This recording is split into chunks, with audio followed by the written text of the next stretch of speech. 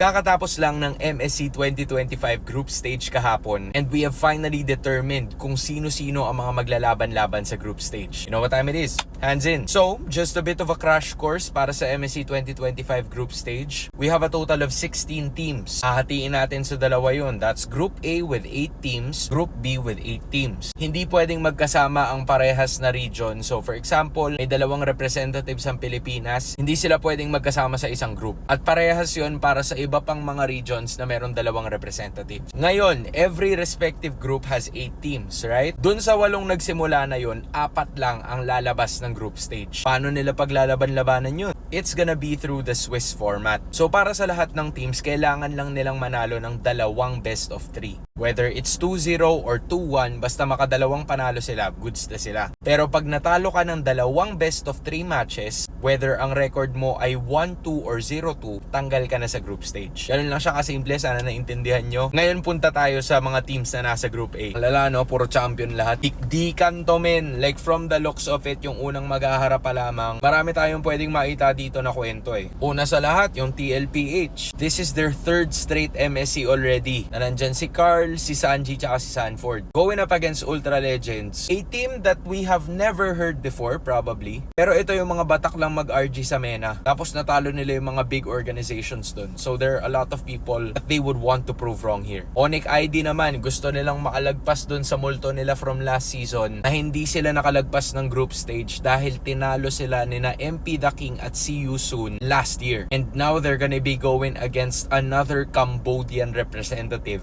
in CFU Gaming. Looks to replicate the same thing na nangyari from last year. SRG OG naman, matitignan natin kung ano ang magiging ruta ng defending champions. How well prepared are they? Because going up against Virtus Pro na mainit-init pa, masusubukan din si Andorio and how well he has managed to gel with the team dun sa una nilang best of 3. And last but not the least, itong Mythic Seal. This organization has been wanting to go to international for quite some time. Pero napipigilan sila ng Falcon Esports, Burmese Ghouls, AI Esports. Pero ngayon, ito na yung chance nila. Going up against Corinthians in probably one of the most controversial celebrations in MLBB history. Andyan si Jesu, andyan si Flick. Kung ating mga PH imports that's gonna try to bring Latam back into the top 8 contention. Sino sa tingin nyo guys ang 4 na makakapasok? Honestly, I would be surprised kung hindi makapasok ang SRG OG, Onyx ID, tsaka TLPH. Feel ko automatic na silang 3. And the 5 will be fighting for that final spot.